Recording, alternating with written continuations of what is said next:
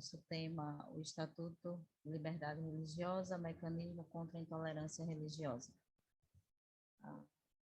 Agradeço a presença de todos, gostaria de reconhecer a presença do doutor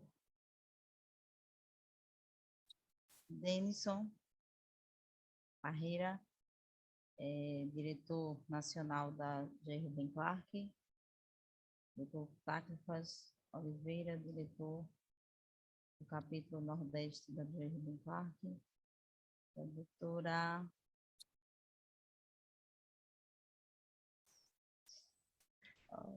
doutora Érica. Doutora Érica, desculpa, doutora Érica. Doutora Érica, diretora do capítulo, qual capítulo? Brasília. Brasília. Gostaria de também reconhecer entre nós o Denis, ele é representante para assuntos religiosos da BYU, e agradecer a presença de todos que estão conosco nesta noite. Gostaria de lembrar para que todos possam manter os microfones desligados. Perguntas possam ser feitas pelo chat e serão respondidas ao final, após os debatedores encerrarem suas falas. Gostaria de, se alguém quiser certificado, por favor, solicitar através do chat e colocar nome completo para que possa ser providenciado. Eu gostaria de convidar o Dr. Cláudio Klaus para nos oferecer a primeira oração.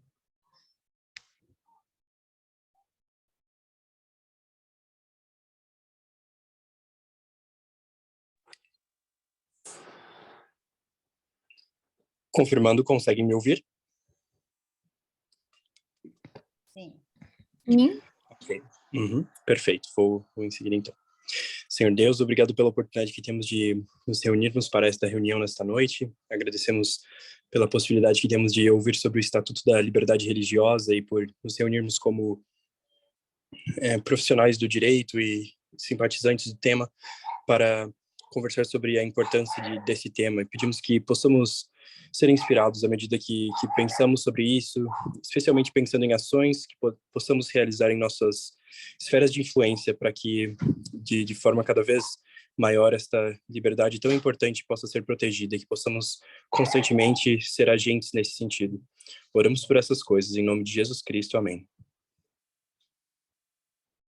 Amém. Obrigada, Amém. Cláudio. Gostaria de passar a palavra agora para o doutor Denison, ele vai fazer as considerações. Boa noite a todos. Eu queria reconhecer, acabou de ingressar aqui na nossa sala, o Sam Morales, doutor Sam Morales. Ele é diretor para a América Latina da J. Rubem Clark. Seja bem-vindo, nosso amigo Samuel Morales. Seja muito bem-vindo entre nós.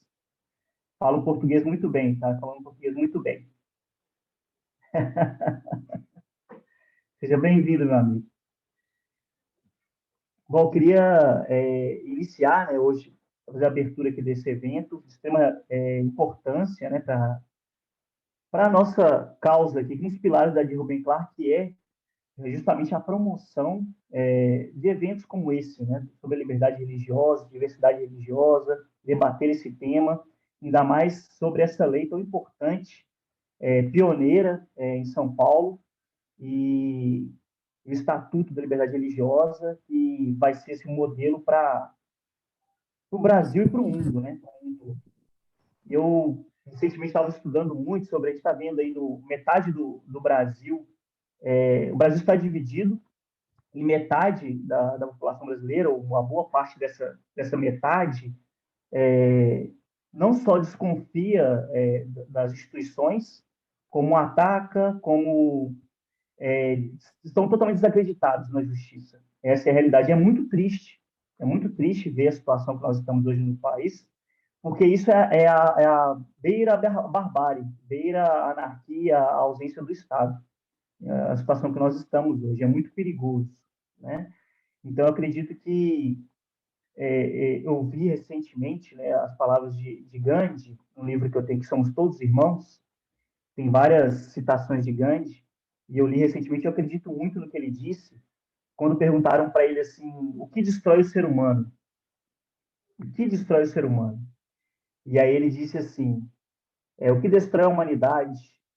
Aí ele falou, a política sem princípios, o prazer sem compromisso, a riqueza sem trabalho, a sabedoria sem caráter, os negócios sem moral, a ciência sem humanidade, a oração sem caridade. E quando eu vi essa citação de Gandhi, eu fiquei triste em ver que realmente essas são as causas que vêm destruindo a humanidade hoje, vêm corroendo o nosso país. Mas eu fiquei feliz por quê?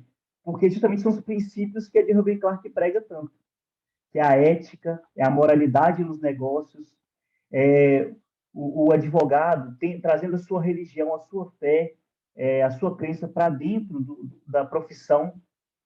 Então, é tudo que a de Ruben Clark prega está aqui dentro do que Gandhi já falou. Então, essa é a nossa força. É isso que nós temos que manter unidos. E quanto mais pessoas nós tivermos, quanto mais fortes nós tivermos, mais vamos conseguir fazer a diferença. Talvez nós não tenhamos a dimensão do que a gente faz. É parecido com aquela história do beija-flor que carrega um pouquinho de água para apagar o incêndio. Às vezes a gente sente isso, né? Mas a gente está fazendo a nossa parte, é isso que importa. E eu sou muito grato, né, doutora Tânia, todos que estiveram envolvidos aqui, doutor Fábio, doutor William, todos que, doutor Renan também que está aqui hoje conosco, doutor Renan, todos que estiveram envolvidos na organização desse evento, que vão falar aqui hoje, eu agradeço muito, agradeço a presença de todos vocês, porque é isso que vai fazer realmente a força dessa causa. Nós precisamos estar unidos cada vez mais e fazer essa luz brilhar no meio da escuridão que nós estamos vivendo. Cada vez mais fazer essa luz brilhar. Bom, muito obrigado e sigo a palavra para a doutora Tânia falar um pouquinho mais sobre o Dia da Liberdade Religiosa no Brasil, né, doutora Tânia? Muito obrigado. Obrigado, doutor Denison, nosso comandante aqui no Brasil, não é? Essa união nos faz mais fortes mesmo, e eu fico muito honrada de fazer parte desse grupo tão seleto. Bom, dia 21 de janeiro, como todos sabem, não é o Dia Nacional de Luta contra a Intolerância Religiosa. Infelizmente, os índices, eles não diminuem. A cada dia, pelo menos 3 atos de intolerância, de violência motivados por intolerância religiosa acontecem no Brasil. Esses são os que são notificados. Nós sabemos que existem muitos casos que não são notificados. Então, as estatísticas continuam sendo muito ruins.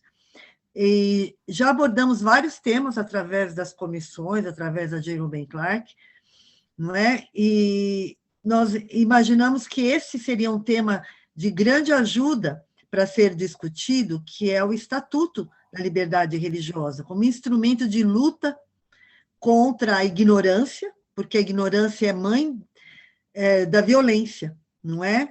Então, é mãe da intolerância e pai da violência, por assim dizer, não é?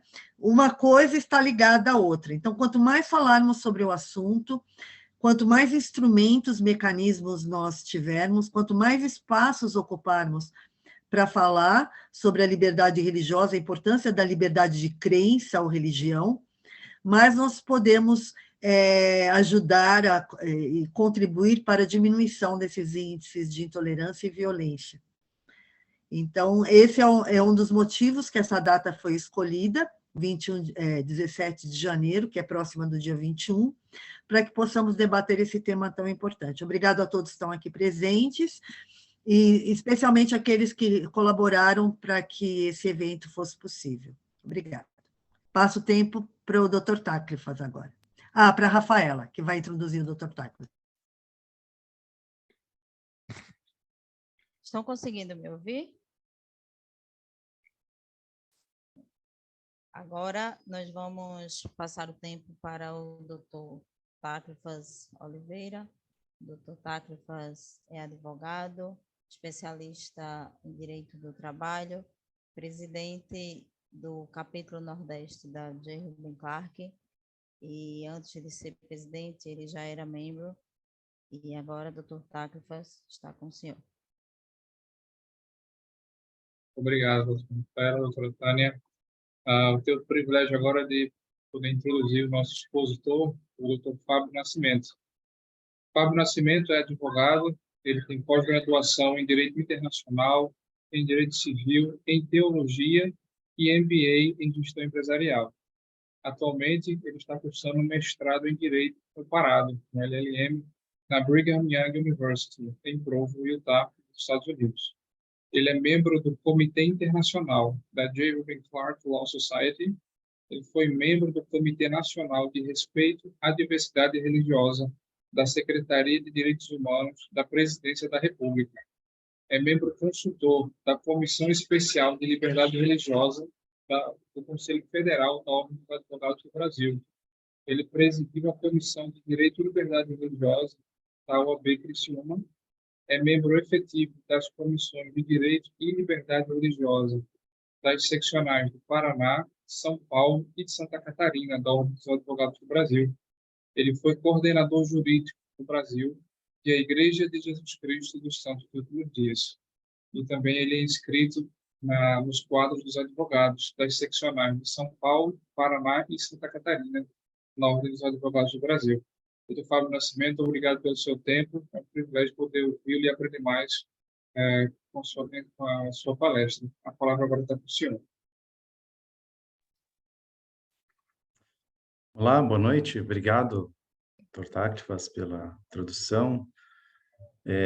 Quero aqui cumprimentar o nosso amigo Samuel Morales, que é o líder da Law Society para a América Latina. Tem sido um grande líder e ajudado muito os capítulos a progredirem. Dr. Denison, que é o diretor nacional da área Brasil e da J. Rubem Clark Law Society, ter feito um ótimo trabalho. É bom ver muitos amigos aqui, Denis Land, que faz um brilhante trabalho junto com a sua esposa, junto ao que é o Centro Internacional de Estudos de Direito e Religião. Ele está com a mão levantada. Quer falar, Denis? Eu? You have your hand. Oh, perdão, não queria. Ok, foi um acidente. Está bem. É bom ver muitos amigos aqui. Orson Lemos, de Recife, doutora Érica, de Brasília, doutora Tânia, que está perto aqui, né? Em Utah também. O Klaus, Pierre, enfim, conheço quase todos vocês e também é muito bom ver rostos novos, né? Pessoas novas fazendo parte da Law Society no Brasil. É um privilégio fazer parte dessa entidade e eu acredito que talvez, muitas vezes, nós não entendemos o tamanho da importância da J. Rubem Clark Law Society e a importância que esse instrumento pode fazer e trazer de benefício para a sociedade, para as cidades onde vivemos e que representamos. Tá? Pode fazer muita coisa boa.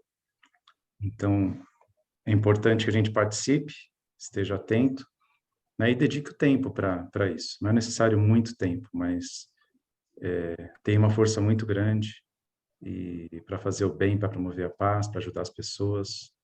Como disse o Dr. Denison, né, citando Mahatma Gandhi, oração sem caridade não é uma oração que não passa do teto, né? Mas, enfim, eu vou compartilhar aqui os slides. Devo ter autorização, né, doutora Tânia? Acho que sim. Vou colocar aqui. Já aparece para vocês o slide? Sim. Sim? Ok. Eu queria começar fazendo uma pergunta e queria ouvir algumas respostas. Vocês podem só ligar o áudio e falar, ou se quiser apertar a mãozinha ali, né? Por que a liberdade religiosa é importante?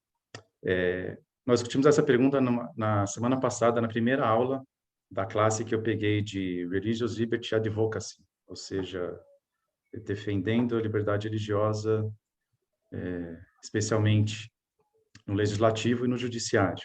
A classe fala sobre isso, né? Então, o que vocês acham? Por que é importante defender a liberdade religiosa, né? Por que nós temos um Dia Nacional de Combate à Intolerância Religiosa? Por que esse tema é tão importante para nós, né? Para a gente organizar um evento como esse, para a gente fazer tanto e falar tanto sobre liberdade religiosa? Gostaria de ouvir algumas respostas. Doutor Fábio, Sim. eu arriscaria uma resposta. Na verdade, a minha concepção sobre o assunto é que quando se trata de uma liberdade, é algo essencial ao homem. Então, falar sobre aquilo que lhe é mais caro, mais importante, e principalmente defender aquilo que lhe é mais caro e mais importante, acredito ser de fato um absoluto que a gente realmente tem a liberdade e o direito de poder fazer. Então, acho que essa é a devida importância sobre o assunto. Sim, muito bom. Você tocou um ponto importante, né? A religião, para muitas pessoas, ela é extremamente importante, e algumas vezes a gente vê que ela chega a ser mais importante que a própria vida, né? Por exemplo, o caso dos testemunhos de Jeová, que eles preferem não receber a doação de sangue para não violar sua consciência, né, religiosa, e arriscar a vida, perder a vida, do que em sua fé, né, ter o seu corpo, a sua salvação eterna comprometida porque recebeu sangue. Então, isso é só um exemplo, né, que eu estou dando aqui, sem estar no mérito jurídico, enfim, disso, mas isso mostra como a religião é importante para as pessoas, né? O que mais, gente? O que vocês acham? Por que é importante?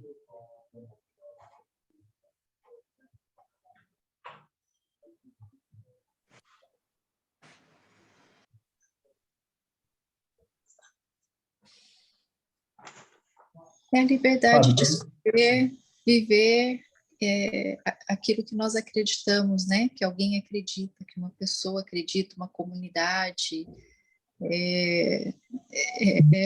Liberdade embora seja dividida no conceito jurídico, né?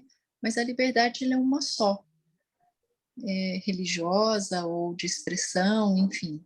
É o ser humano poder viver as coisas que ele acredita, né? Poder pensar nas coisas que ele defende, acredita. Enfim, é defender a liberdade em si. Muito bom, doutor Érica. Você fez um link aqui com o direito de consciência, né? Talvez alguns especialistas dizem que a liberdade religiosa é o nosso primeiro direito, que é a liberdade de consciência. Nós nascemos já, né, com o direito de acreditar de acordo com a nossa consciência. E o direito de consciência, nenhum governo, nenhuma pessoa pode tirar de nós, porque está aqui dentro, né, na nossa consciência. Agora, a liberdade de culto, a liberdade de manifestação, em público, em privado, isso pode ser tirado. Então, é por isso que a gente precisa, às vezes, de leis de liberdade religiosa, né, para proteger esse direito. Acho que o doutor Denison ia falar algo. Eu ia comentar como que a liberdade ela é frágil, né? A gente acha que não, mas ela é muito frágil. Recentemente, nós vimos um ministro do STF, aqui no Brasil, defendendo a restrição ou uma regulamentação do Estado do direito de reunião. E dentro da liberdade religiosa, tem o direito à liberdade de culto e de reunião. Então, até que ponto o Estado ele pode ir nesse cerceamento do direito à reunião e não prejudicar o direito à liberdade religiosa? Até onde o Estado pode ir? Qual que é o limite disso? Então, por isso que é tão importante nós debatermos esse tema e mais uma vez, aí entrando na pergunta, né? Por que defender a liberdade religiosa? Porque ela engloba vários direitos ali dentro, né? Que são extremamente caros para nós. E isso nós vimos no ministro do STF falando abertamente na TV aberta. Sim, muito preocupante. É preocupante. A liberdade é frágil, né? A Covid mostrou isso, né? Como com as restrições de Covid, as pessoas num momento extremamente delicado, desesperador, em que as pessoas estavam presas dentro de casa, praticamente, em que haviam brigas, agressões, problemas familiares ou conjugais, porque as pessoas estavam presas em casa, tendo que trabalhar de casa, ou simplesmente não podendo sair de casa. E foi tirado delas o direito de ter uma assistência religiosa, de conversar com o pastor, com o padre, com o líder religioso, que são extremamente importantes para ajudar nesses embates familiares ou conjugais. Foi tirado o direito das pessoas, e por decreto, hein? Decreto municipal ou estadual, restringindo o direito que está na Constituição, no artigo 5º, né? Então, a gente vê como realmente é frágil. E o que eu gosto de lembrar é que a liberdade religiosa é para todos. Ela não engloba só os religiosos, que é o direito de acreditar ou de não acreditar. Então, engloba todas as pessoas. Então, os ateus são protegidos, os agnósticos são protegidos pela liberdade religiosa. Então, e uma forma de promovermos a paz é através da liberdade religiosa. Então, com isso, a gente vai conversar um pouco hoje sobre Estatuto de Liberdade Religiosa.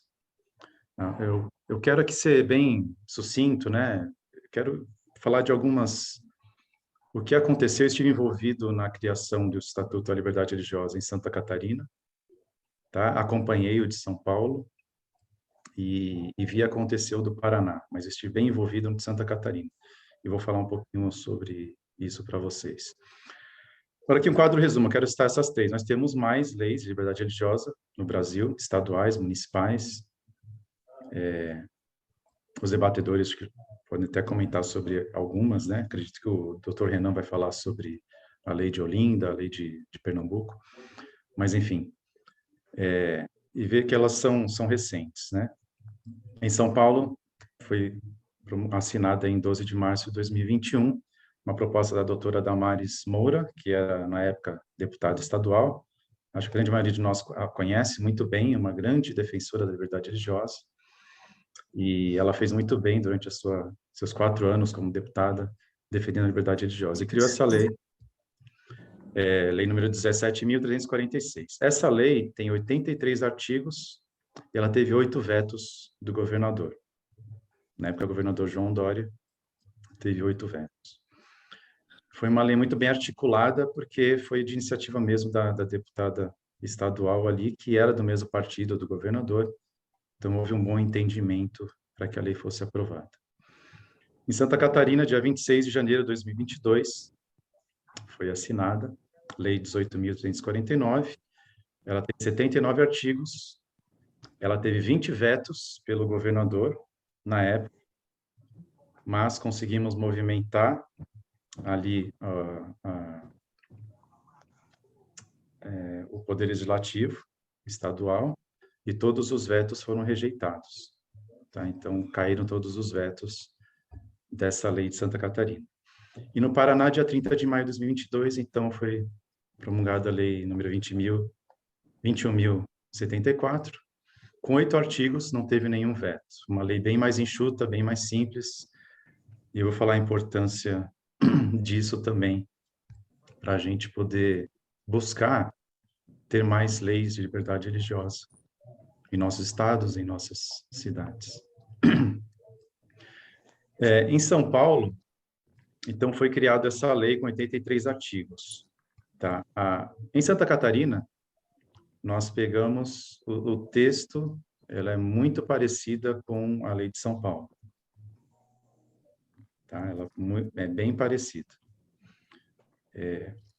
Na época, eu era presidente da Comissão de Direito e Liberdade Religiosa da OAB de Criciúma, e então nós tivemos contato com um deputado estadual, Rodrigo Minotto, e ele ficou muito interessado em criar uma lei de liberdade religiosa no estado de Santa Catarina.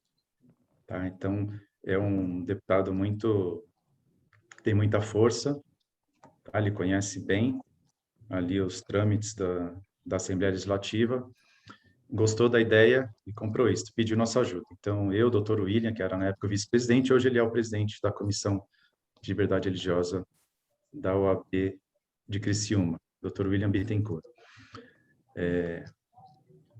Então, nós trouxemos o texto para ele, e houve uma análise, né, do Poder Legislativo. Na época, nós trabalhamos junto para dar as respostas de algumas perguntas, algumas coisas que eles queriam tirar. Tá? Então, concordamos com algumas coisas e retiramos outras. O que é interessante aqui é que esse deputado estadual, como falei, muito experiente, então ele conhecia bem o caminho. Então, a lei foi muito rápida, passou nas casas, né, de Lei, Constituição e Justiça, enfim, nas casas que ela tem que ser avaliada, nas comissões, foi muito rápido. E conseguiu, então, a aprovação da lei. O que faltou para o deputado foi uma conversa com o governador antes de assinar a lei, né, de sancionar. E então o governador fez 20 vetos. Descaracterizou a lei, praticamente, com os vetos que fez. E então nós trabalhamos juntos como comissão da OAB para poder dar munição para o deputado para poder derrubar esses vetos. Tá? Conversei muito com o doutor Rodrigo Vitorino, ele é diretor do Centro de Estudos de Direito e Religião da Universidade Federal de Uberlândia, é um dos maiores experts em liberdade religiosa no Brasil. Conversei com ele e ele falou que tem algumas críticas à lei de São Paulo e, consequentemente, à lei de Santa Catarina, né? Acho que algumas coisas não precisariam estar na lei.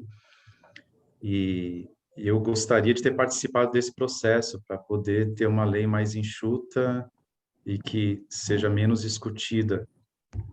Porque o que a doutora Damares falou também, a lei de São Paulo, que ela gostaria de ter feito uma lei mais simples, mais enxuta, parecida com a do Paraná, porque houve uma enxurrada aí de ações judiciais discutindo a lei, dizendo que é inconstitucional, enfim.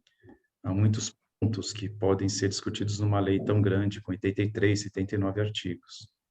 Né? Então, me parece que a lei do Paraná ela é bem enxuta, ela tem 8 artigos, ela é mais simples.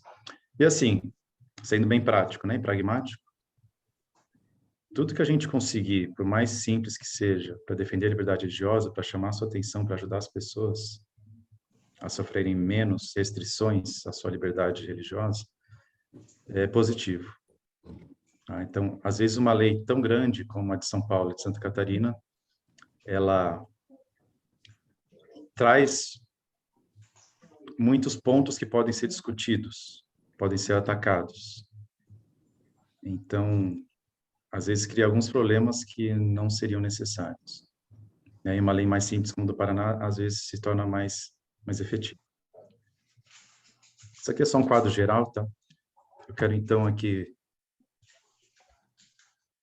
só mostrar alguns, não vamos ler, não vamos se aprofundar nisso. Vocês podem até estudar depois. Então, vamos lá. Principais dispositivos aqui da lei, então, ela fala sobre princípios, né, no artigo 2º, 3º, 4º, princípio da igualdade, da liberdade de consciência, da separação. São princípios interessantes para que as pessoas entendam, né, especialmente os legisladores, quais são os princípios por trás de uma lei de liberdade religiosa. Ela traz algumas definições também que são importantes, o que é intolerância religiosa, discriminação religiosa, desigualdade religiosa, um termo que a gente não está muito acostumado, mas algumas pessoas, elas, dependendo da sua religião, não têm a sua liberdade religiosa clara. Vou dar um exemplo aqui. Nós temos em São Paulo, uma vez, ele era um pastor, um líder religioso da igreja, se não me engano, igreja anglicana. Ele foi no hospital para dar assistência a uma pessoa que estava doente, mas para durar de visita. Ele falava para ele, você não pode entrar aqui no hospital, porque está fora do horário de visita. Mas ele tem esse direito. O paciente tem o direito de receber auxílio religioso em qualquer horário. Tá? Isso é garantido pela lei. Está na Constituição Federal. E ele viu, no mesmo tempo, um padre entrando. O padre só entrou, tudo bem, como vai? Entrou lá e foi dar assistência religiosa para os pacientes no hospital. O que ele fez, então? Ele foi para sua casa e colocou a sua vestimenta, voltou paramentado. E esse pastor anglicano, se eu não me engano, tem aquele, eu não sei o nome agora, que coloca assim no colarinho, né? Que parece muito um padre. Aí ele voltou com essa vestimenta e prontamente foi recebido no hospital, mesmo fora do horário de visita, porque pensaram que ele era um padre. Então, só um exemplo, né, de desigualdade religiosa.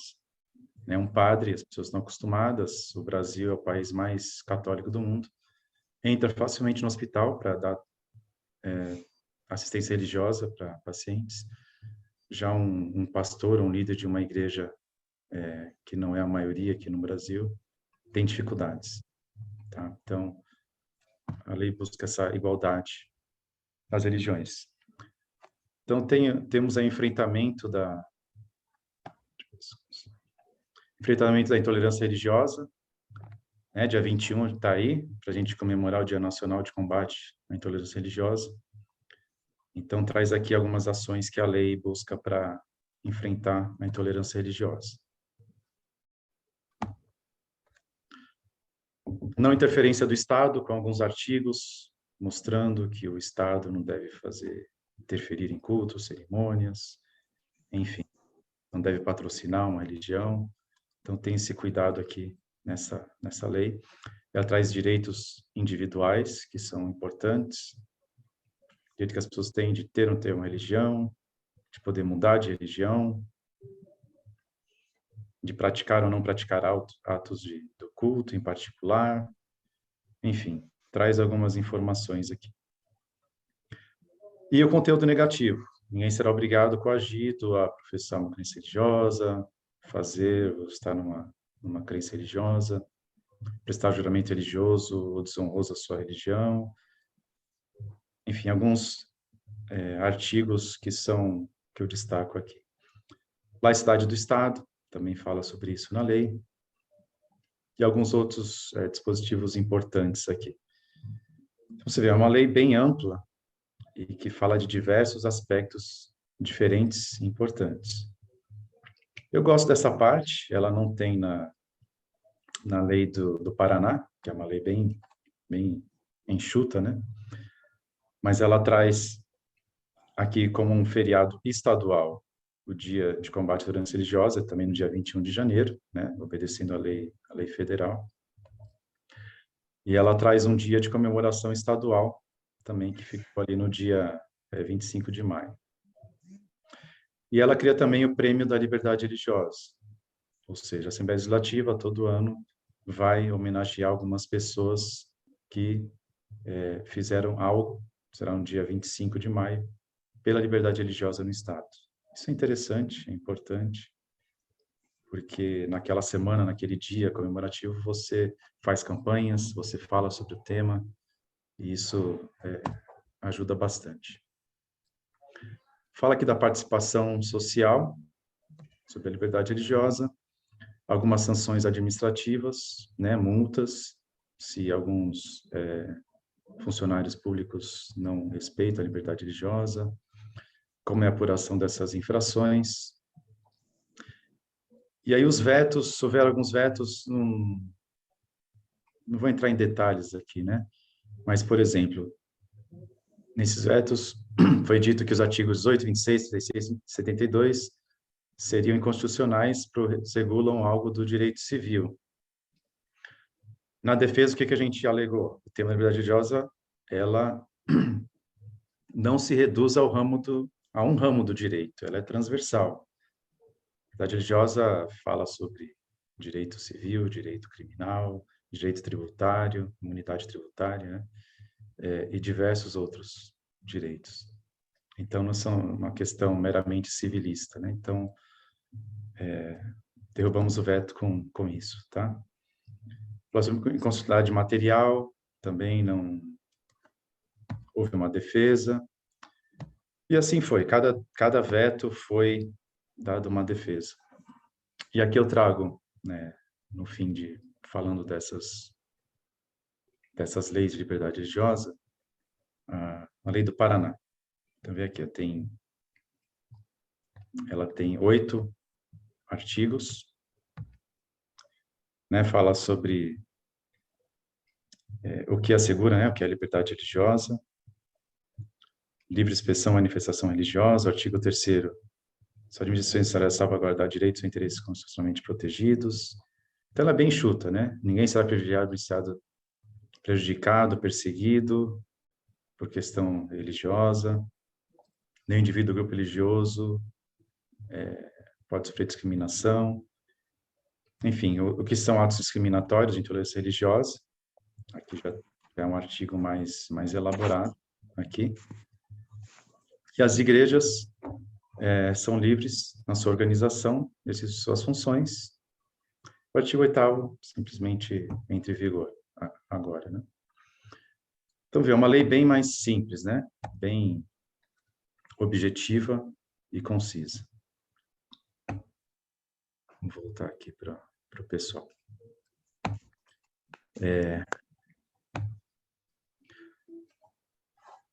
O que eu gostaria de propor para vocês, né? Eu conversei com o Dr. Rodrigo Vitorino. Então, acredito que aí Dr. Denison, doutora Tânia podem conversar. Se houver interesse da Law Society no Brasil, a gente pode criar aí um comitê, talvez uns 2, 3, talvez 4 voluntários queiram participar, conversar com o Dr. Rodrigo Vitorino. Nós podemos criar uma lei de liberdade, um projeto de lei de liberdade religiosa, que poderia ser uma base para a gente propor nas cidades e nos estados, tá? De acordo com as nossas influências. Mas a gente criaria, eu acredito que a gente pode criar uma lei que estaria aí, seria intermediária entre as leis de São Paulo, Santa Catarina e a do Paraná, que é bem enxuta. Mas algo simples, né? Algo conciso e, vamos dizer assim, a prova de balas, né? Que ela seria protegida aí de discussões de inconstitucionalidade, seria algo mais enxuto, tá? Então, uma proposta que eu faço para vocês, e aí acho que a doutora Tânia e o doutor Denis podem discutir, a gente pode conversar depois, e eu posso conversar com o doutor Rodrigo Vitorino, já tinha conversado isso com ele, e ele gostaria, sim, de criar esse projeto de lei em conjunto conosco, né? Formar uma equipe para criar isso, para que a gente tenha algo bem mais robusto, simples, mas que vai ajudar as pessoas a terem o seu direito de crença, liberdade religiosa respeitados, né? Seja pelo governo, seja pela sociedade, né? E nós temos visto muita intromissão do governo nas religiões. Isso é ruim, isso é perigoso. Nós temos visto a intolerância religiosa no Brasil aumentar bastante, casos de violência, casos de invasões de igrejas, de terreiros, né? E isso é muito preocupante. Não deve acontecer. O tema da liberdade religiosa, das religiões, foi um tema, sim, muito discutido nas eleições, agora, né? Para presidente, para governo, deputados, senadores, candidatos também discutiram bastante. Nós temos uma chamada bancada evangélica no Congresso Nacional que cresce a cada eleição. Isso,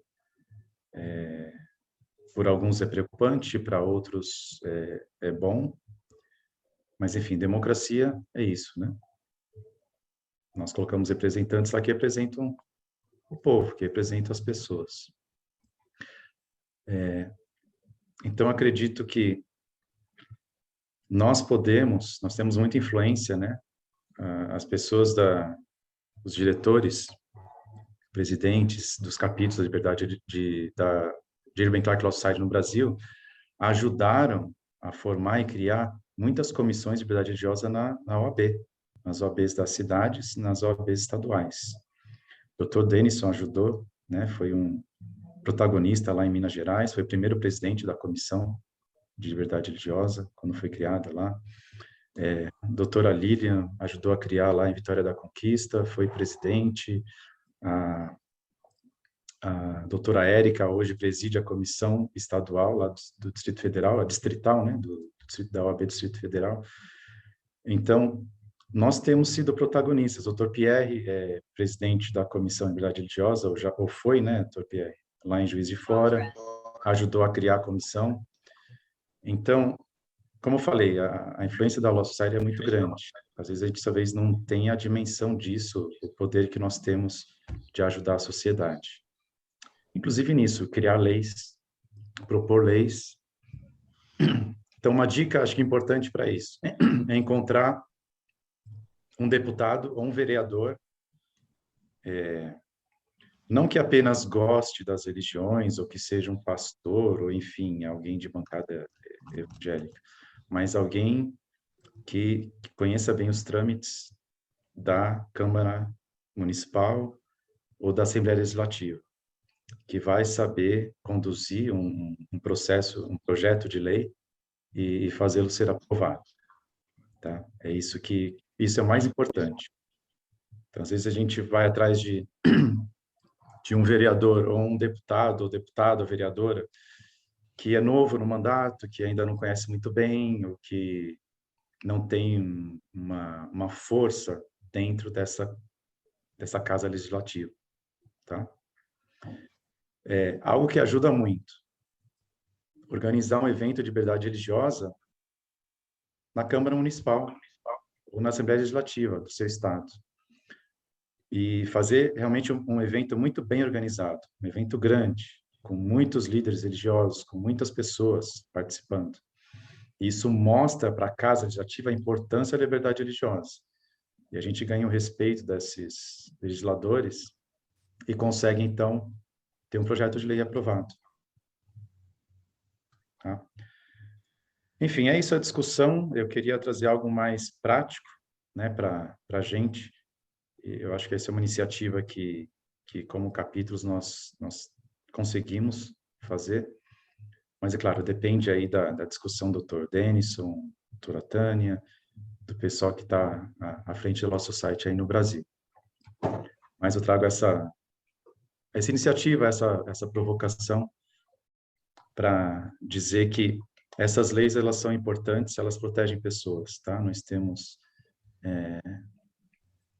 às vezes, funcionários públicos, estudantes que têm problemas com provas, que têm problemas com curso público, porque as provas, ou as aulas, ou algo cai no seu dia de guarda.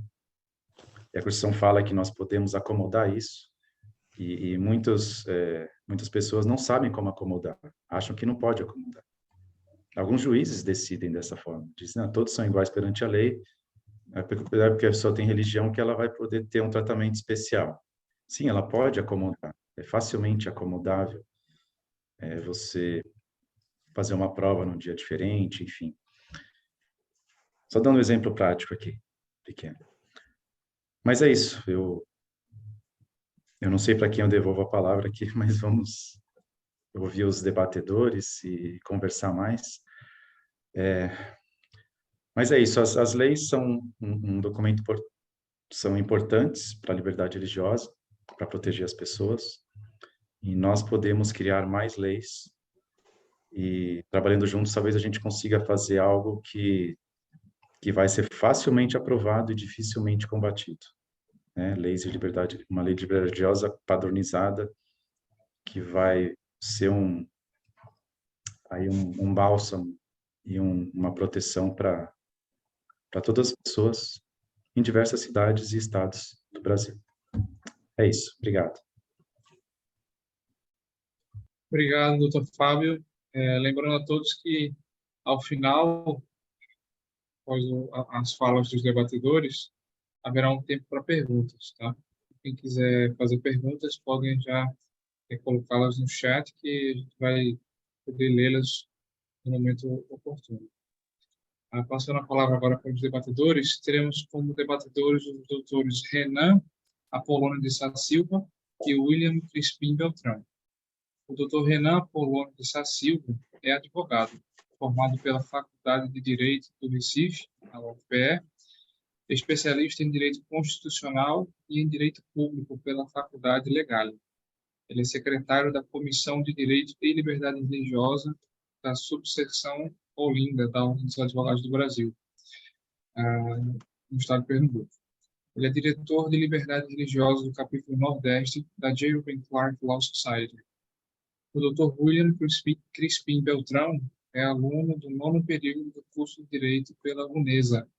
Ele é diretor de estudantes do capítulo Rio de Janeiro, na J. Rubin Clark Law Society, e membro da Comissão de Acadêmicos de Direito da OAB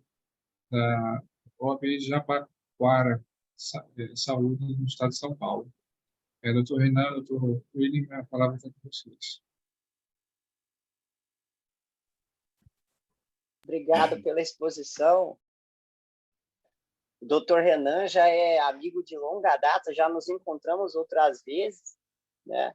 Doutor Fábio, eu sempre via as apresentações do doutor Fábio, nunca tive a oportunidade, o privilégio de poder conversar com ele nesses eventos, e é um grande aprendizado, né? Eu acho que a maior vantagem de você ser um acadêmico é justamente ter muitos professores para formar, né, a sua opinião, a sua visão, né, e poder em si contribuir para a sociedade. Não sei se minha internet está muito boa. Se não tiver, espero que meu áudio esteja alcançando todos vocês, né? E acredito que vocês não vão perder muita coisa olhando para mim, né? Então, acho que é melhor, realmente, o mais importante é vocês me escutarem. Então, obrigado pela exposição. Vou deixar o Renan também se apresentar um pouquinho, depois a gente vai trocar uma ideia, né? Fazer uma dobradinha. Eu acho que pode ser assim, né, doutor Fábio? Boa noite, pessoal. Me desculpe que eu estou um pouco rouco, por isso eu vou tentar economizar minhas palavras aqui, mas já estou melhorando. Foi ótimo ouvir um pouco mais do Dr. Fábio e debater agora com o Dr. William, né? Eu tenho algumas anotações aqui, tem algumas coisas que eu queria comentar. Eu acho que você também, né, William? Já tem algumas coisas aí que você quer mencionar. Se quiser você fazer um comentário, depois eu faço outro.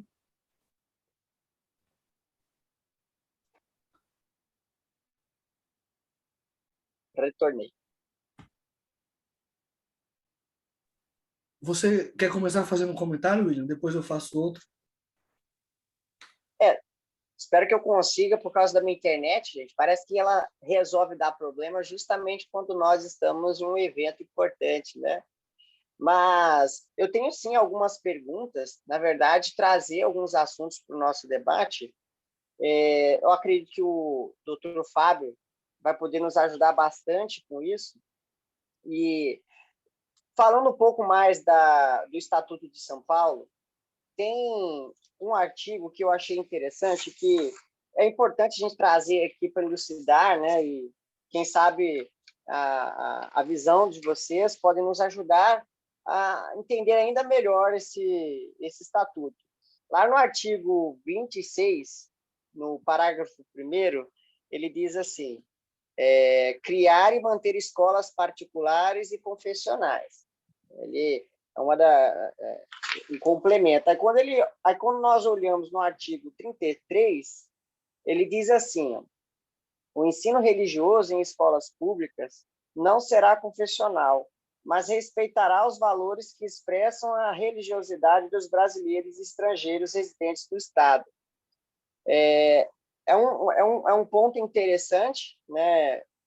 Eu tenho uma visão sobre isso, mas gostaria de entender, né, já que o doutor Fábio até participou de na elaboração, né, desses estatutos, de alguns estatutos, pelo que eu pude entender, a mensagem que ele quer trazer desse texto, né? Ele está dizendo que, beleza, você pode abrir escolas, né, confessionais, você pode atuar nessa área, no entanto, desde que, né, o ensino religioso ele seja, não posso dizer, ele tem uma certa proteção aí, né, para que você não tenha, para que você não, enfim, não sei se eu me expressei muito bem, mas qual é a relação entre esses dois artigos? A gente pode usar isso no nosso dia a dia? Como é que funciona a prática disso? Não sei se eu soube me expressar bem, mas consegui entender mais ou menos, doutor Fábio? Dr. Renan também, se quiser ajudar, e os demais. Sim, Dr. William, deu para entender bem, sim. Você cita o artigo que fala sobre a criação de escolas particulares e confessionais, né? Isso acontece, nós temos aí escolas adventistas, escolas católicas, diferentes tipos de escola, Universidade Mackenzie, Famosas, presbiteriana, né? Exatamente, muito conhecidas, muito respeitadas. Isso é muito bom. Isso é muito bom. O que é muito diferente de uma escola pública, que é o que você mencionou no outro artigo, tá? Então, escolas particulares, confessionais, elas podem ter aula de religião, da religião específica ali, daquela confissão que mantém aquela escola, tá? Escola pública, não.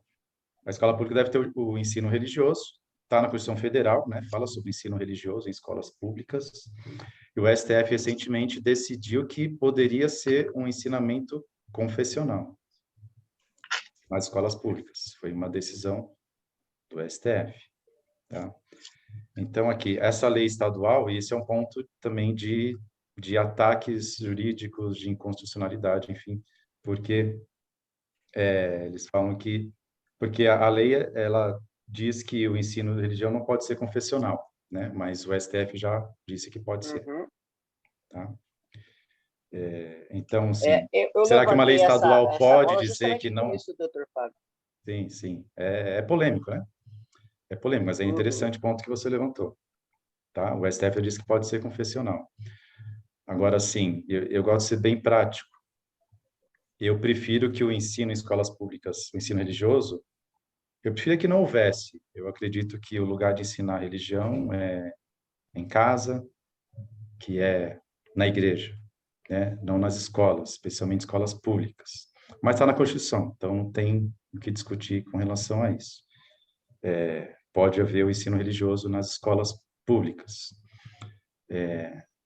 Eu entendo que ele não deveria ser confessional, mas o STF disse que pode ser. Não que tem que ser, mas que pode ser confessional ou não confessional. Agora, na prática, né?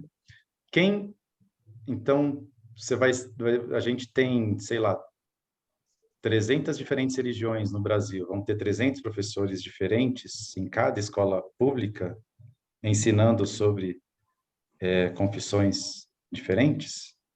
Quem vai pagar esses professores? O Estado ou as igrejas? Quem vai treinar esses professores? Onde vai ser a sala de aula para 300 professores diferentes de diferentes religiões? Ou que seja, 3 religiões diferentes que tem numa escola, porque você vai levantar a religião de cada aluno e vai ter classes diferentes. Eu não consigo ver na prática como isso pode acontecer. Eu sei que alguns estados, Rio de Janeiro é um exemplo que está bem avançado nisso, né? Ele tem o ensino religioso nas escolas públicas. Não tenho muitos detalhes, mas sei que eles estão bem organizados, né? E fazem isso. E sei que em muitos lugares tem o ensino religioso, é um professor contratado pelo estado ou pelo município, tá? Pago pelo estado e ensina o ensino religioso que eu vi até hoje não era confessional. Eu não vi ainda um local em que a escola pública tem um ensino confessional. E eu confesso que acho muito difícil de organizar isso, de manejar. Tá? Agora, se você tem um ensino não confessional, você tem bases, né? Você ensina sobre diversas religiões, você ensina sobre filosofia, direitos humanos, envolvendo a religião, enfim. É algo mais prático, né? Porque aí você contrata um professor pelo Estado e ele ensina seguindo aquele livro. Eu tinha 2 colegas muito respeitados sobre ensino religioso no Brasil, que faziam parte do Comitê Nacional de Respeito à Diversidade Religiosa. E eles também eram bem incisivos de que deve ser um ensino não confessional, né? Um ensino que pode abranger a todos, e dar princípios e ajudar as pessoas a entender as religiões e respeitar as crenças diferentes daquela que é a sua ou que é da maioria. Professor, respondi, ajudou?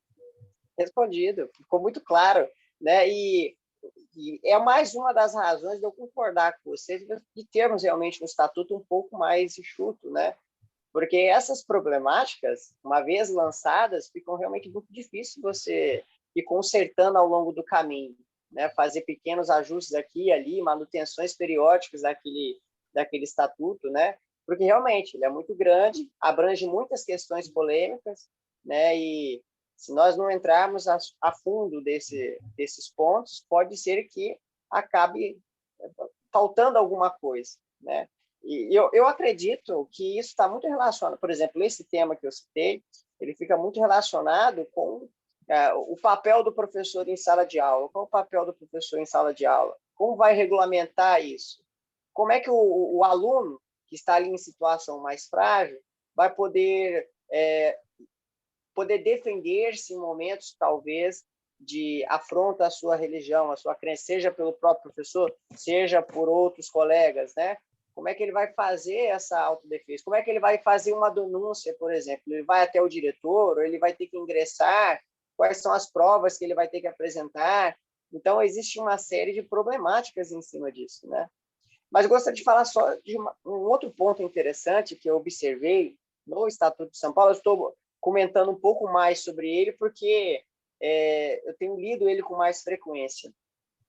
Ainda não tinha lido a de Santa Catarina por completo. Eu não sei realmente se tem algumas alterações, algumas diferenças, a não ser aquelas que o Dr. Fábio citou. Mas, por exemplo, nós observamos nesse estatuto que ele não apresenta como algumas das infrações, como punições, algumas infrações penais. Ele só vai no que tange a multas, né, ao que está envolvido ao direito civil. Mas por quê? Por que ele não pode estar nesta categoria também? Por que não punir mais severamente aqueles que tanto perseguem, né, enfim, a crença alheia, ou que de alguma forma causa dor e sofrimento, né, para a vida desses, né? Então, é um pensamento, né, uma outra concepção. Não sei se o Dr. Fábio ou o Dr. Renan gostaria de fazer alguma exposição sobre isso, mas na minha visão, eu acho que deveria ter, sim, né, mesmo que irrisório. Você tem lá, às vezes, penas de 3 anos, né, para alguns crimes, por que não ter, né, no que tange a liberdade religiosa, né? Enfim, eu acho que poderia ter um pouco mais severo, né? Porque às vezes você tem uma instituição, a representação de uma instituição que acaba propagando alguma certa intolerância contra alguém e vai ser punido lá com R$3.000, enfim, o valor que está lá no estatuto. Mas e aí? O que a gente faz? Quais serão os responsáveis? Vai ficar somente nisso, né? Então, abre essas perguntas também, né? Abre espaço para também discutir sobre esses assuntos. Não sei se vocês concordam comigo ou tem algum pensamento diferente, doutor Fábio, doutor Renan. Eu vou deixar o doutor Renan falar um pouco aí, fazer algumas perguntas também, enfim. Passa a bola para você, Renan. Obrigado. Acho que em relação a esse ponto da criminalização da violação da liberdade religiosa, o problema é a competência federal, né, para definição de crime.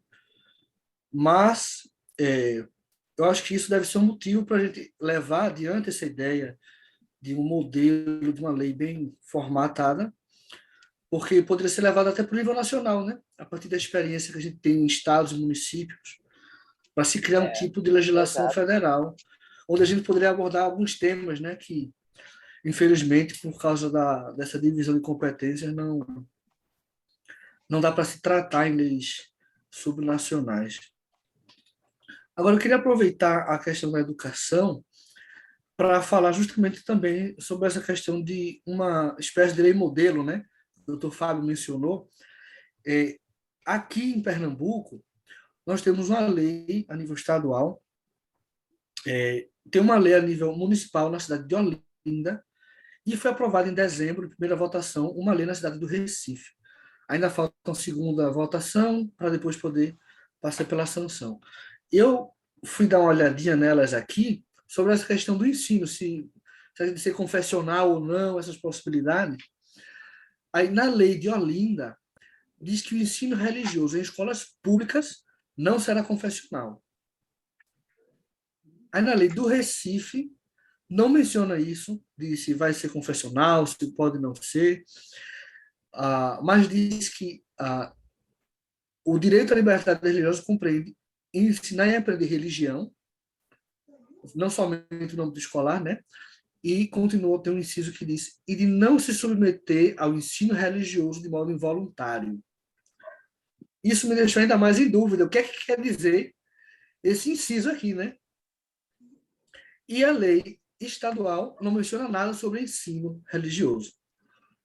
Né? Aí você vê, tem 3 leis, cada uma toca de uma forma diferente esse mesmo aspecto do ensino religioso, né? O ensino escolar, digamos assim, que é um tema importante. Talvez não devesse haver uma matéria disso, uma disciplina disso, poderia ser tratado junto com outras coisas, com filosofia, com ética e cidadania, não sei como chamam, às vezes algumas escolas mudam os nomes, mas é um tema importante também para se falar na escola, porque a escola é um ambiente onde as pessoas vivem e experimentam bastante a diversidade religiosa, né? Muitas vezes a criança cresce no seio de uma família, de algum grupo de amigos, onde existe uma diversidade relativamente pequena de âmbito religioso. E na escola ela é exposta a uma diversidade ainda maior. Por isso eu acho que é um tema importante ser tratado. E eu queria perguntar ao doutor Fábio, como é que a gente poderia fazer para conciliar ideias tão diferentes, né? Talvez uma lei quis ser mais omissa, outra vez quis ser mais ativa, né? Mais positiva em algum assunto. E veja que eu mencionei 3 leis de 2 cidades vizinhas e do estado onde as cidades estão. Imagina a diversidade de legislação que a gente vai ter nesse Brasil. 26 estados no Distrito Federal e 5 mil e tantos municípios, né? Queria saber o que o doutor Fábio pode falar sobre isso também. É bem interessante isso, né? Vamos falar aqui, por que não punir mais severamente, né? Como o doutor Renan falou, questão criminal, né? Questão federal. Então, o que o Estado pode fazer é colocar multas, né? Multa para um servidor público que te desrespeita a liberdade religiosa de alguém, enfim. Então, a lei foi nesse sentido. Há algumas críticas em relação a essas multas também, né? Mas ela fez o que pode ser feito, a questão de multas, né? Administrativas. Sobre criar uma lei federal. Existem vários projetos de lei de liberdade religiosa lá no Congresso Nacional.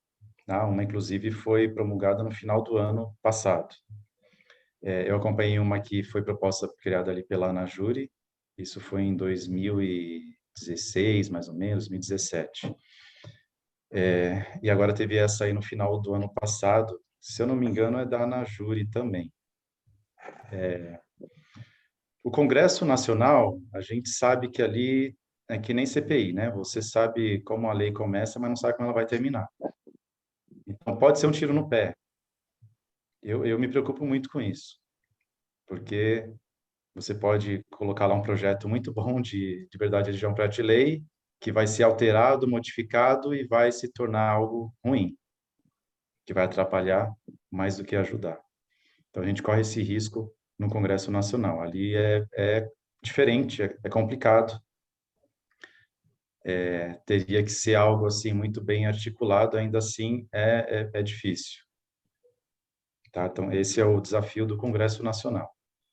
O que nos estados, nas assembleias legislativas e nas cidades, a gente acredita que consegue controlar isso de maneira muito mais fácil. O Congresso é difícil. Difícil, a gente não sabe o que pode sair dali. Coloca um jabuti no meio da lei, enfim. Conhece o termo jabuti, né? Jabuti que você coloca uma coisa que não tem nada a ver com a lei, mas você coloca ali que é para escondido, né? Fica escondido ali na lei para passar para algum interesse de algum legislador. Então, esse é o risco. E o ensino religioso voluntário é que ele é facultativo, tá? Isso está na Constituição Federal, então ele não pode ser impositivo. Cada aluno vai escolher se ele vai ter a classe de ensino religioso em escola pública, tá? Na escola particular, confessional, pode ser obrigatório, mas escola pública, não, ele é facultativo. Então, que é mais um motivo que eu falo, né? Como é que a gente vai fazer isso na prática, né? Quem é que vai querer?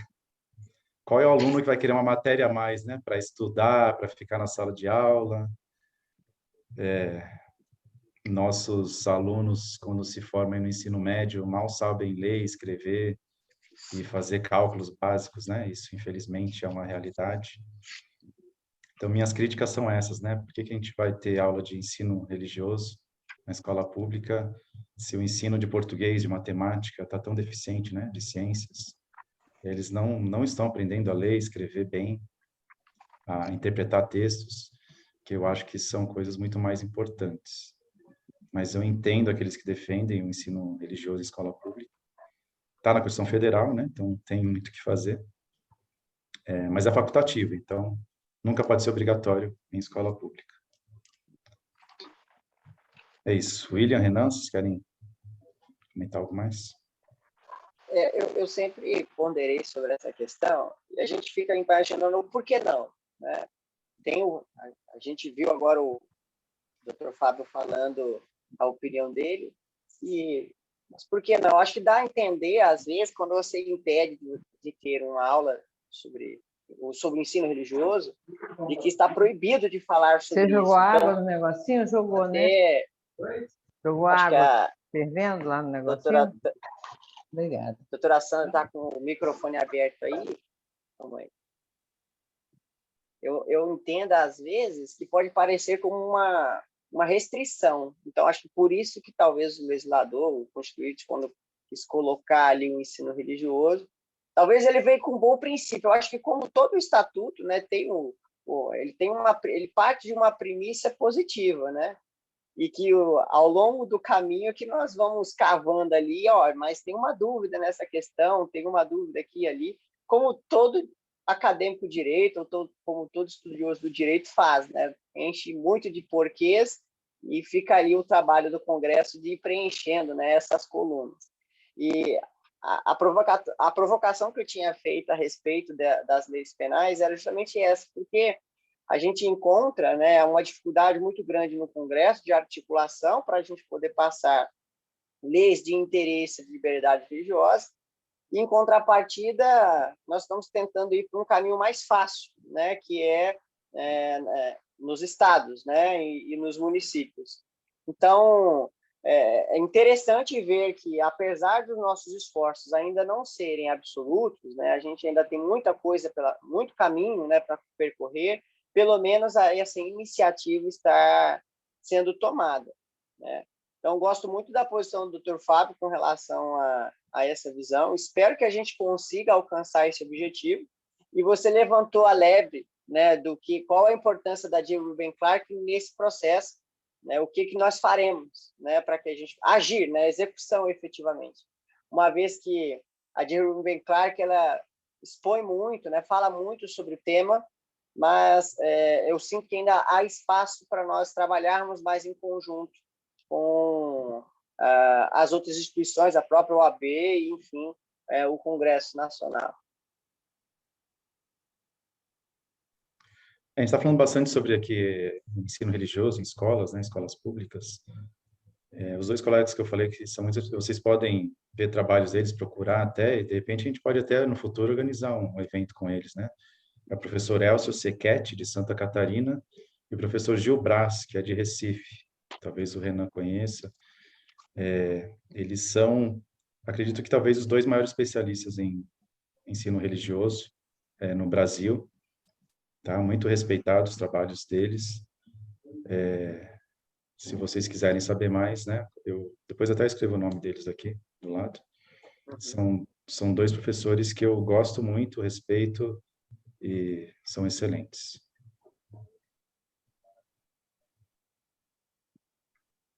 Doutor Taklifas, quer abrir para mais perguntas? Ele quer que comente mais? Como é que a gente faz aqui? Você é o chefe aí. Doutora Tânia, como é que foi a programação nessa parte do evento? Então, nós podemos abrir o tempo para perguntas, a discussão está muito boa, não é? E se os demais participantes tiverem algum ponto que eles gostariam de, alguma questão que não ficou muito clara, se sintam à vontade de fazerem agora, nós temos mais pelo menos 5 a 10 minutos para fazermos essa parte de perguntas e respostas. Vai falar isso que eu preciso terminar de 5h30, né? Para mim é 5h30 aqui. Para vocês já vai dar são 9h12 agora. Eu estou 4 horas atrás aqui de vocês. Ah, tá. Você precisa... Então, mas 10, 15 minutos está ótimo. Está bom. ótimo, sem problema. Doutora Tânia, queria só reforçar aqui a sugestão do Fábio, né? Excelente aí. Gostei muito, Fábio, da gente criar como fosse uma minuta, né? Vamos dizer assim, desses projetos de lei. E, inclusive, acredito que seria interessante a gente já começar esse trabalho, porque aqui em Belo Horizonte, o atual presidente da Câmara dos Vereadores, né, assumiu agora recentemente, tomou posse recentemente, é o segundo mandato dele, está bem animado, ele é jovem, e falei jovem porque ele tem a minha idade, viu? Estou puxando sardinha para o meu lado aqui. E eu tenho acesso, quer dizer, eu tinha acesso quando ele era vereador, né? Agora, como presidente da Câmara, vamos ver como é que vai ser o acesso a ele, mas eu consigo ter acesso a ele. Eu acredito que o trâmite aí vai ser muito facilitado em razão disso, né? Agora, nós já fizemos eventos na Câmara Municipal, a pedido dele, né? E também em parceria com ele, com o apoio dele, chama Gabriel Azevedo. Então, seria bem interessante a gente agilizar isso aí para a gente já colocar para andar aqui esse projeto aqui. Eu achei muito interessante, gostei muito e te agradeço aí pela sugestão. Pode contar comigo. Excelente, doutor Denison. É realmente uma oportunidade única para o Law Society, inclusive. Nós temos, como nós vemos aqui, membros da Law Society que também são membros de Comissão de Direito e Liberdade Religiosa da OAB, que vão se interessar com certeza e vão poder ajudar nisso. Fantástico. Aí fica com vocês, tá? Eu deixo vocês se reunirem, se quiser marcar uma reunião comigo também. Mas vocês podem decidir quantas pessoas vão participar, quem seriam essas pessoas. Eu posso falar com o Dr. Rodrigo, então, e a gente entra em contato com ele. E aí a gente vai ser protagonista nisso, né? Vai ser membros da Law Society, junto com o Dr. Rodrigo, e aí ele tem a equipe dele lá.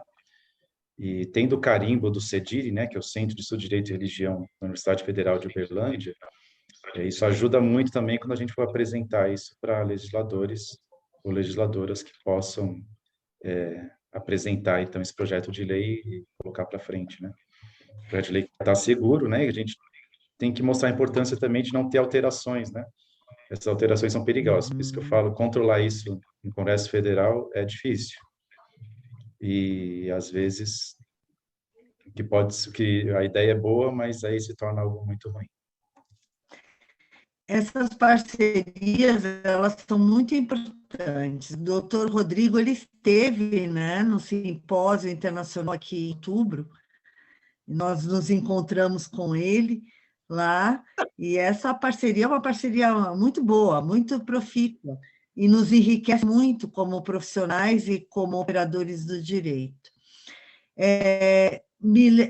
Rafaela, acho que eu passo o tempo para você, porque acredito que não temos perguntas, não tem nenhuma que foi colocada no chat, acho que nós podemos já partir para considerações finais. Doutora Tânia, tudo bem? Rafael Ruiz, de Jundiaí. Posso fazer uma pergunta rapidinho? Sim, sem dúvida, claro. Seja bem-vindo, doutor Rafael Ruiz. É um prazer tê-lo aqui. Só estou sem vídeo porque eu estou com os meus filhos aqui, tá? O horário de ficar com eles aqui.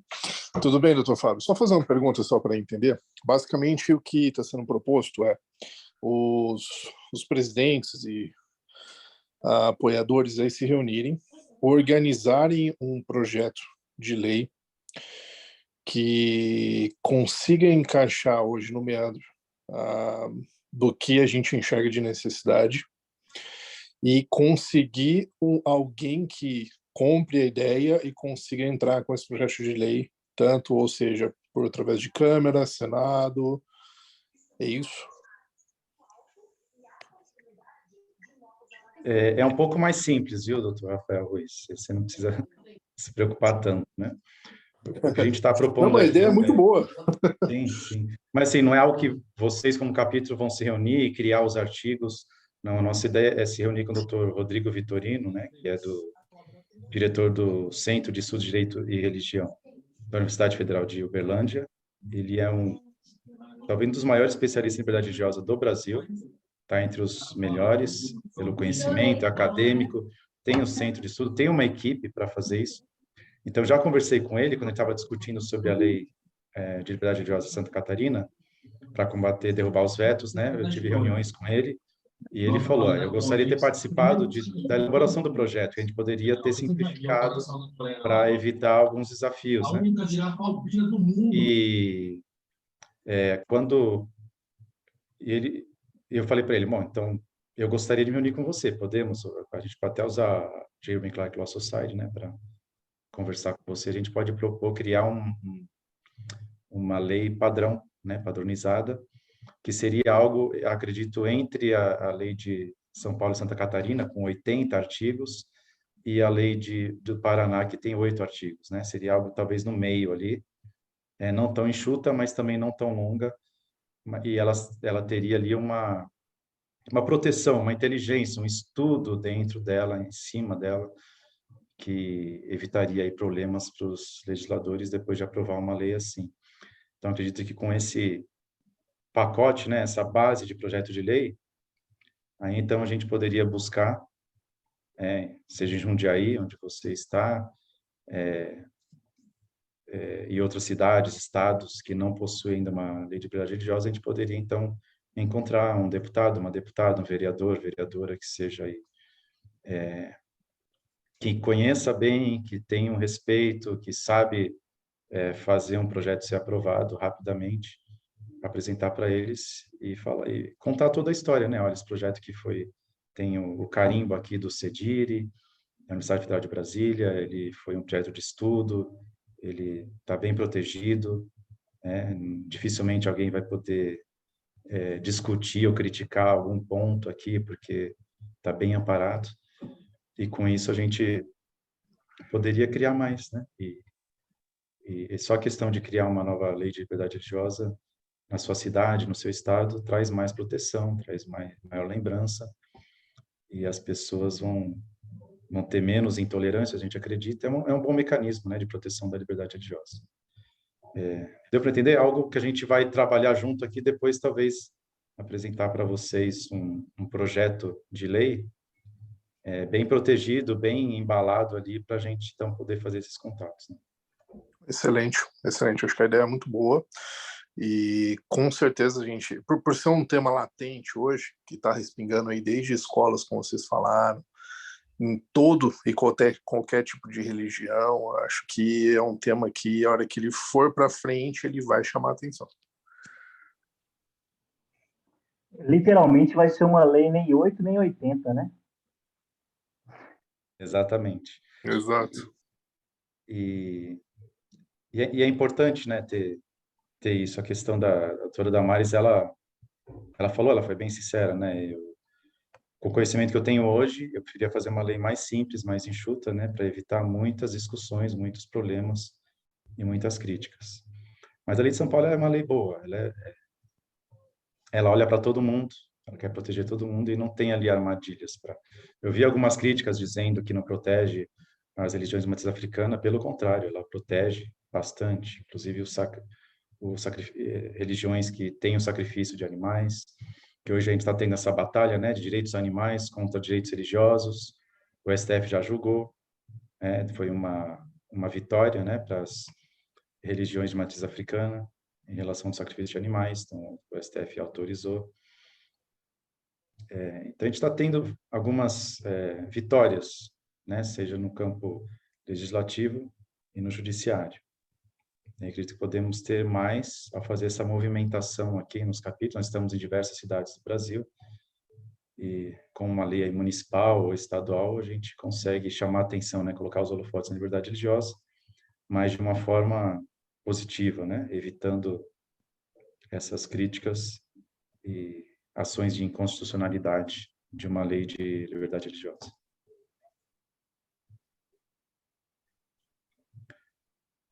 E só mandar um abraço para o Michel Safon, que é um professor de ensino religioso, né, em Santos. E é interessante aqui, o meu filho está estudando aqui numa escola, está no último ano do high school, né, que seria o último ano do ensino médio, né, no Brasil comparado.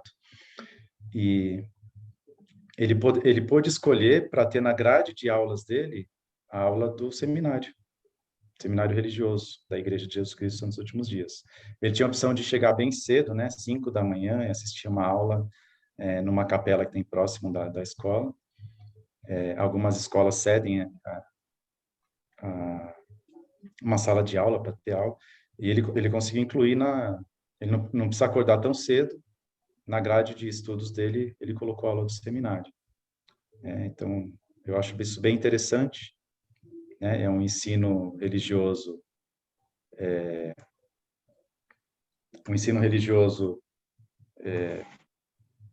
que não é confessional, tá? Que ele pode ter na sala de aula ali, mas o professor é um professor que é pago pela igreja, né? Que é escolhido pela igreja, mas ele tem essa opção, tá? Eu achei bem interessante. Mas na prática, né, no Brasil, nas escolas públicas, eu acho muito difícil, né, de colocar isso. Se fosse colocar, eu acredito que cada religião deveria ser responsável para escolher um professor, para pagar esse professor, etc.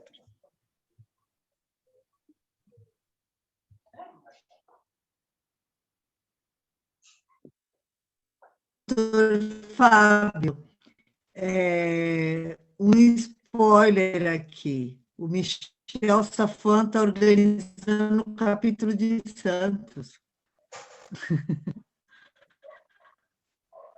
Estamos muito felizes por isso. Estamos animados aqui. E se estiver de novo aqui na terrinha, vai ser muito bem-vindo aqui. Sim. Fala com meu pai, ele pode ajudar aí a achar alguns advogados para fazer parte do capítulo. Com certeza. O Givaldo vai ser peça fundamental. Estamos organizando aqui, temos algumas pessoas já. Maravilha. Ótima notícia. É isso aí, amigos. Só para encerrar aqui a minha fala, né? Eu amo a liberdade religiosa. Desde o começo comecei a participar. Eu vejo que ela tem uma influência muito forte na vida das pessoas e na sociedade. É uma forma de promover a paz, é uma forma de ajudar pessoas que precisam. Tá? Existe muita intolerância religiosa ainda, enfim. E tire bem claro que a Law Society é um grande instrumento para defender e promover a liberdade religiosa. Vocês são um instrumento para isso. Tá? Façam isso, entendam mais sobre liberdade religiosa, estudem. Eventos como esse são ótimos. E nós podemos fazer diferença na vida de muitas pessoas, defendendo o direito que elas têm de acreditar ou de não acreditar de acordo com a sua consciência. Tá? E nós defendemos o direito, tá? O direito à liberdade religiosa. Nós não defendemos religiões ou ensinamentos religiosos, mas defendemos o direito que a pessoa tem, de acordo lá com o artigo 18 da Declaração Universal de Direitos Humanos. O direito de ter uma religião, de não ter uma religião, o direito de manifestar a sua religião em público ou em privado, tá? E o direito de mudar de religião. Nós temos países hoje que têm o crime de apostasia. Se você mudar de religião, ou se tornar um ateu, você é condenado à morte. E são alguns países que têm esse crime hoje em dia, né? São poucos, infelizmente. Tá? Mas, na prática, muitos países onde não há liberdade religiosa, suas constituições federais dizem que existe liberdade religiosa. Mas, na prática, ela não existe. Então, por isso que é importante que a gente esteja aqui unidos para poder promover e defender a liberdade religiosa. Tá? Obrigado pelo evento, obrigado pelo convite. Conta comigo, eu sou um admirador, um defensor da Law Society e sei o efeito que ela tem positivo na sociedade. Então, vale a pena dedicar tempo, vale a pena fazer parte, vale a pena liderar. Eu sei que não é fácil, tá? De lidar com voluntários. Eu sei que, como líderes de capítulos, muitos de vocês enfrentam desafios, o pessoal não quer colaborar, participar, mas vale a pena, tá? Ache um, depois vocês vão se tornar 3 fortes e 4, e assim vai. E essa força faz a diferença. Parabéns por tudo que vocês têm feito. Então é isso. Um abraço a todos. Rafael, o tempo é seu. O doutor Fábio, então, já fez suas considerações. Gostaríamos de abrir o tempo, 2 minutinhos para cada, doutor William Beltrão e o doutor Renan, para que possam fazer suas considerações finais.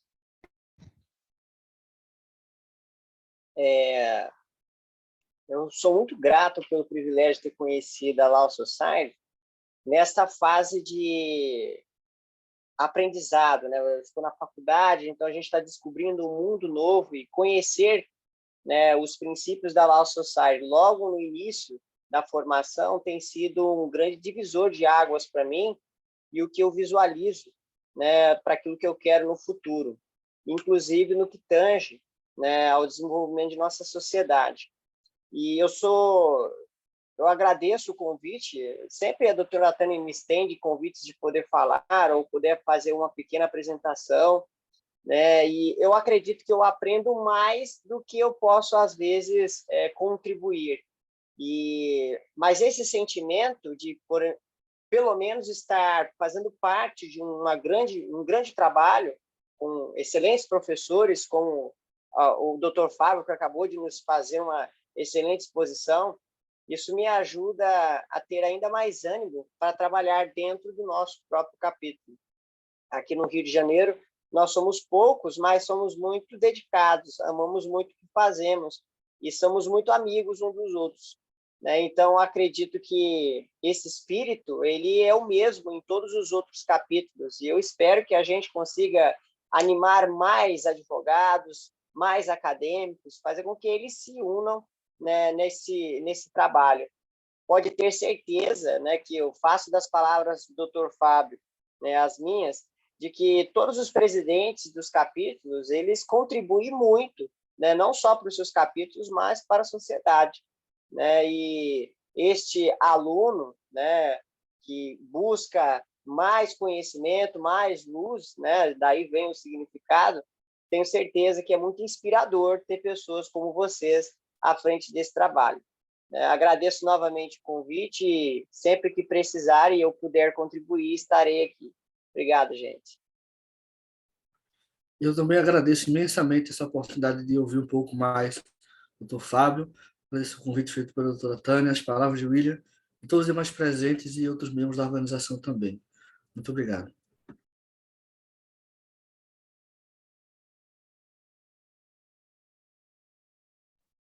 Nós agradecemos a participação de todos nesse evento. Eventos como esses são muito importantes. Só gostaria de compartilhar com vocês uma experiência que eu tive hoje, assim, chegou ao meu conhecimento. Atualmente eu estou como presidente da Comissão do Direito e Liberdade da Subseccional Olinda, e chegou ao meu conhecimento de um caso de um pai de santo que está sendo vítima de racismo religioso. E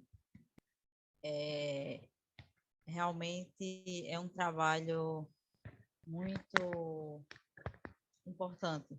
É um trabalho que engrandece cada dia mais a nossa alma, poder ajudar os nossos irmãos que sofrem com a intolerância, com a falta de conhecimento das pessoas e principalmente com a falta de respeito. As pessoas não respeitam a ideia de que o outro possa ter uma religião diferente da sua. Então, eu realmente também sou muito grata por poder participar, por fazer parte desse grupo tão maravilhoso. E nós agradecemos a presença de todos mais uma vez. Quem quiser, se tiver interesse em certificado, por favor, colocar o nome no chat, para que possamos providenciar. Ok? Uma boa noite e gostaríamos de convidar o Dr. Michel para que ele possa nos oferecer a última oração.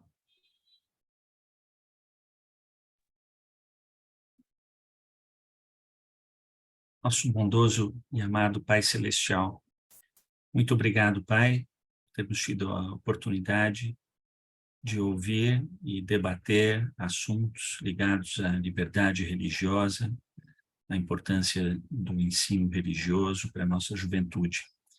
Nós te agradecemos pelo teu amor e tua bondade, por vivermos nessa época tão importante na história do mundo.